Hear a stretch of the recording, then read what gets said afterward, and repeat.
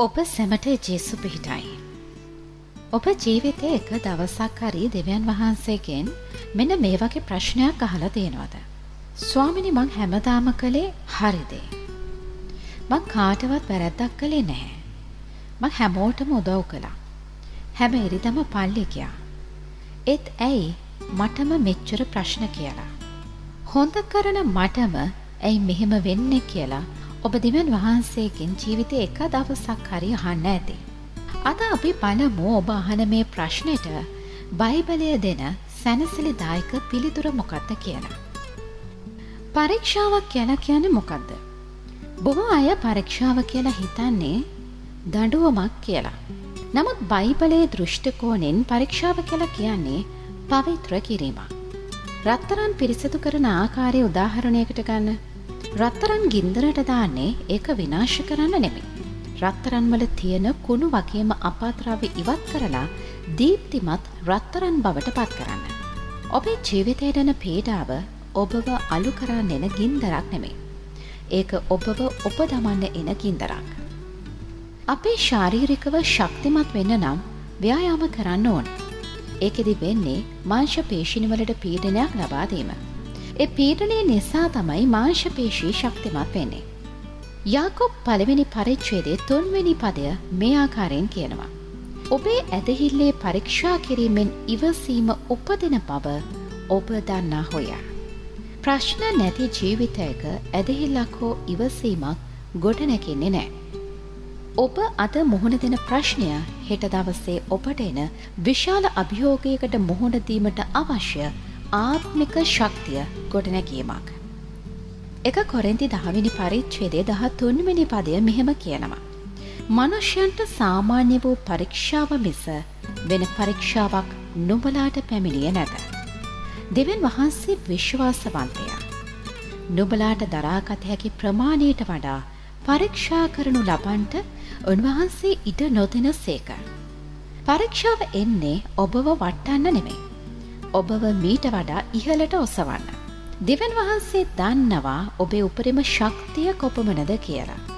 එනිසා බය වෙන්න එපා. හැම පරීක්ෂාවකම උන්වහන්සේ ඔබත් එක්ක ඉන්නවා.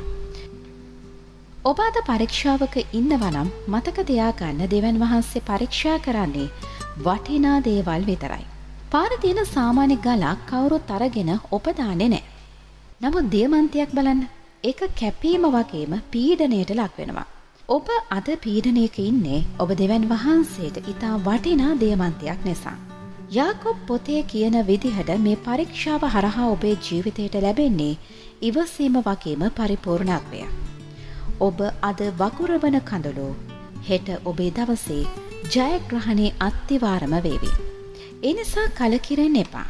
ඔබ දවසින් දවස ශක්තිමත් වෙමින් පවතිනවා.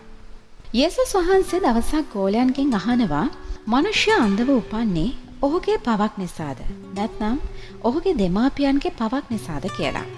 මේකට යේසුස් වහන්සේ උත්තර දෙන්න මෙන්න මෙහෙම. ඔහුගේවත් දෙමාපියන්ගේවත් පවක් නිසා නොවේ. ඔහු තුලින් දෙවියන් වහන්සේගේ ක්‍රියාවන් ප්‍රකාශ වන පිණිසය කියලා. අපේ ජීවිතයට එන සමහර ප්‍රශ්න අපේ වැරද නිසා එන ඒවා නෙමෙයි. දෙවියන් වහන්සේට අවශ්‍යයි ඔබව ආශ්චර්යයක් සඳහා තෝරගන්න. ඔබේ දුර්වලකම තුළ තමයි දෙවියන් වහන්සේගේ මහිමය වැඩියෙන්ම බැබලෙන්නේ. 2 කොරින්ති 12 වෙනි පරිච්ඡේදයේ 9 වෙනි පදය කියනවා මාගේ කරුණාව නුඹට සැහේ. මක් නිසාද මාගේ බලය දුර්වලකමේදී සම්පූර්ණ වන්නේය කියලා. අපිට හැමදේම කරන්න පුළුවන් කියලා හිතන වෙලාවට වඩා ස්වාමීනි මට බැහැ ඔබ වහන්සේ මට උදව් කරන්න කියලා අපි නිහතමානී වෙන වෙලාවේදී දෙවියන් වහන්සේගේ මහිමය අපේ ජීවිත හරහා ලෝකයට පේන්න ගන්නවා. ප්‍රශ්නයක් නැතුව ලැබෙන ජයග්‍රහණයකට වඩා දරුණු පීඩාවක් මැත්තේ දෙවියන් වහන්සේ දෙන ජයග්‍රහණය තුළින් උන්වහන්සේගේ නාමයට විශාල ගෞරවයක් හිමි වෙනවා. සිංහ ගුහාවට නොදැම්ම නම් දානියෙල් තුල තිබ්බ දෙවියන්ගේ බලය රජුට පේන්නේ නැහැ. ගිනි උදුනට දැම්මේ නැත්නම් ශාද්‍රක් මෙෂෙක් හා අබ්නෙගෝව බේරගන්න දෙවියන් වහන්සේ වැඩම කරන්නේත් නැහැ. ඔබ අද හිතනවා ඇති මම මෙච්චරම අසරණයි. මගේ ජීවිතේ මේ තරම්ම අඳුරු වෙලා තියෙන්නේ ඇයි කියලා. මතක තියාගන්න. අහසේ තරු වැඩියෙන්ම දීප්තිමත් වෙන්නේ රාත්‍රිය ඉතාමත් අඳුර වෙනකොට. ඔබේ ජීවිතයේ පවතින මේ පීඩාව දෙවියන් වහන්සේගේ මහිමය ප්‍රකාශ කරන්න යන වේදිකාව වෙන්න පුළුවන්. ඔබ අද වැටිලා ඉන්න තැනින් දෙවියන් වහන්සේ ඔබව ඔසවන දවසට මුළු ලෝකයම දකේවි ඔබ බේරගත්තේ මිනිස්සෙක් නෙමෙයි ජීවමාන දෙවියන් වහන්සේම බව. ඒ නිසා ඔබ අද අත්විඳින වේදනාව තුලත් දෙවියන් වහන්සේට ප්‍රශංසා කරන්න. මම හැමදාම කියන දේ උන්වහන්සේට ස්තුතිවන්ත වන්න.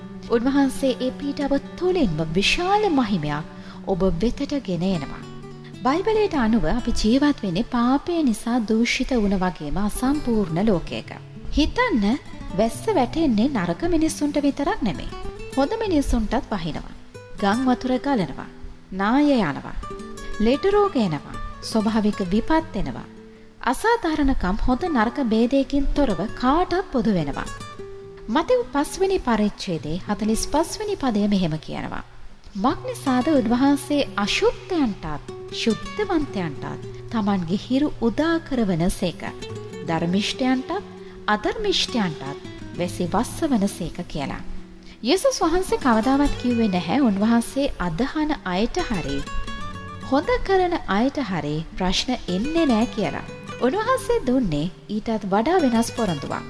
ශුද්ධ වූ යොහන් 16 වෙනි පරිච්ඡේදයේ 33 වෙනි පදය.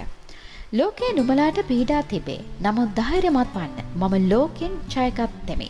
ප්‍රශ්න නැති ජීවිතයක් වෙනුවට ප්‍රශ්න මැද ජයග්‍රහණය කරන ජීවිතයක් උන්වහන්සේ පොරොන්දු වුණා. ප්‍රශ්නේ වැදගත් නැහැ. ඔබ මේ ප්‍රශ්නයට වඩා උසස් කෙනෙක් එක්ක පමණක් අත අල්ලගෙන ඉන්න එක මතක් කරගන්න. ජීවිතේ හැම ප්‍රශ්නයකටම පිළිතුරු නොලැබෙන්න පුළුවන්. නමුත් බයිබලයේ කියනවා අපි මේ ලෝකයේ විදේශිකින් හා ආගන්තුකින් කියලා. මේකේ තියෙන වේදනාව తాවකාලිකයි. අපිට මේට වඩා ලස්සන වේදනාවෙන් තොර සදාකාලික ජීවිතයක් ගැන බලාපොරොත්තුවක් තියෙනවා. බොහෝ වෙලාවට අපි හිතනවා අපි හොඳ මිනිස්සු වුණොත් අපේ ජීවිතේ හැමදාම ලස්සන වෙන්න ඕනේ කියලා.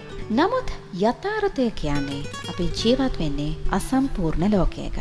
යේසුස් වහන්සේ පවා කුරුසියේ වේදනාව වින්දේ උන්වහන්සේ කරපු වරදකින් නෙමෙයි. ඔබට එන ප්‍රශ්න ඔබට එන බාධක හමුවේ ඔබ දෙවියන් වහන්සේගෙන් ඈත් වෙලා ඉන්නවා නම් ඔබ ඒකට සාක්ෂියක් නෙමෙයි. මේ ලෝකයේ ස්වභාවය පීඩාව වුණත් අපේ දෙවියන් වහන්සේගේ ස්වභාවය තමයි ඒ පීඩාව මැද්දේ අපිට සැනසෙල්ල ලබා දීම. අද ඔබ විඳින මේ පීඩාව తాවකාලිකයි. ලෝකයේ ඔබට කරදර දුන්නත් ඒ හැමදේම ජයගත්ත කෙනෙක් ඔබ ළඟ ඉන්නවා කියන එක අමතක කරන්න එපා. හොඳ කරන කෙනෙක්ට මෙච්චර ප්‍රශ්න කියන මාතෘකාවට බයිබලෙන් දෙන්න පුළුවන් හොඳම උදාහරණය තමයි යෝබ්ගේ කතාව කියලා කියන්නේ. යෝබ් කියන්නේ ඊටාම පොහොසත් කෙනෙක්. දරුවන් 10 දෙනෙක් යෝබ්ට හිටියා. යෝබ් කියන්නේ දෙවියන් වහන්සේට ඊටාම භක්තිවන්ත මිනිසෙක්. බයිබලයේ යෝබ්ව හඳුන්වන්නේ නිර්දෝෂී අවංක පුද්ගලයෙක් විදිහට. යෝබ් කිසිම වරදක් කරන්නේ නැතුව ඉද්දිත් එක දවසක ඔහුගේ දේපල සේවකයන් වගේම දරුවන් මේ හැම දෙයක්ම යෝබ්ට අහිමි වෙලා ගියා. නමුත් ඒ හැම දෙයක්ම අහිමි වුණු මොහොතේ යෝබ් කරපු දේ හරිම පුදුමයි. යෝබ් දෙවියන් වහන්සේට දොස් කිව්වේ නැහැ. යෝබ් 5 වෙනි පරිච්ඡේදයේ 21 වෙනි පදය. මම මාගේ මව් කුසින් නග්නව ආවෙමි. නග්නවම හැරියන්නෙමි. ස්වාමින් වහන්සේ දුන්සේක. ස්වාමින් වහන්සේ ගත්සේක. ස්වාමින් වහන්සේගේ නාමයට ප්‍රශංසා වේවා. යෝබ් තේරුම් ගත්තා තමන් සතු හැමදේම දෙවියන් වහන්සේගේ බව. ප්‍රශ්නේ ආවේ කොහෙන්ද කියලා ඔහු දන්නේ නැති වුණත් ඔහු තමන්ගේ ඇදහිල්ල අත්හැරියේ නැහැ. යෝබ් තමන්ට වුණ දේ ගැන දෙවියන්ගෙන් ප්‍රශ්න කළා. එතකොට දෙවියන් වහන්සේ ඔබට මතක් කරලා දුන්නා ලෝකයේ මවපු තරු සාගර මේ හැම දෙයක්ම පාලනය කරන දෙවියන් වහන්සේට මනුෂ්‍යයාට තේරුම් ගන්න නොහැකි විශාල සැලසුම් තියෙනවා කියලා. අප ප්‍රශ්නයක් ආවම දකින්නේ මේ මොහොතේ අපිට තියෙන වේදනාව විතරයි. නමුත් දෙවියන් වහන්සේ අපේ මුළු චිත්‍රයම දකිනවා. යෝබ් පරීක්ෂාවෙන් ජයගත්තට පස්සේ දෙවියන් වහන්සේ ඔහුට තිබ්බට වඩා දෙගුණයක ආශිර්වාද ලබා දුන්නා. යෝබ් 42 වෙනි පරිච්ඡේදයේ 10 වෙනි පදය. යෝබ් තමාගේ යහළුවන් උදෙසා යාඥා කළ කල ස්වාමින් වහන්සේ ඔහුගේ වහල්කම පහ කළ සේක. ස්වාමින් වහන්සේ යෝබ්ට පළමු තිබුණු සියල්ලට දෙගුණයක් දුන් සේක. පීඩාව කියන්නේ අවසානයේ නෙමෙයි. ඔබ පරීක්ෂාව මැද දෙවියන් වහන්සේ අත් නොහැර සිටියහොත් ඔබ නැති කරගත දෙයට වඩා විශාල ආශිර්වාදයක් උන්වහන්සේට ඔබට දෙන්න පුළුවන්. ඔබ හොඳින් මතක තියාගන්න අපේ ඉවසීම අවසන් වෙන තැන තමයි දෙවියන් වහන්සේගේ ක්‍රියාව ආරම්භ වෙන තැන. බොහෝ වෙලාවට හාස්කම් සිද්ධ වෙන්නේ අපි දැන් නම් අත්හරිනවා කියලා හිතන්න තත්පරයකට මොහොතකට කලින්. රාත්‍රියේ වඩාත්ම කළු වෙන්නේ ඉර උදා වෙන්න ඔන්න මෙන්න තියති කියන එක හොඳින් මතක තියාගන්න. එළිය අනාගත වතුරුවරයා පවා එක වෙලාවක දැන් නැති ස්වාමිනි මගේ ප්‍රාණය ගන්න කියලා ධෛර්යයටපත් වුණා. නමුත් දෙවියන් වහන්සේ කලේ එයාට දොස් කියන එක නෙමෙයි. එළියට කෑම වගේම ශක්තිය දීලා ඔහුව නැවත නැගිටුවීම.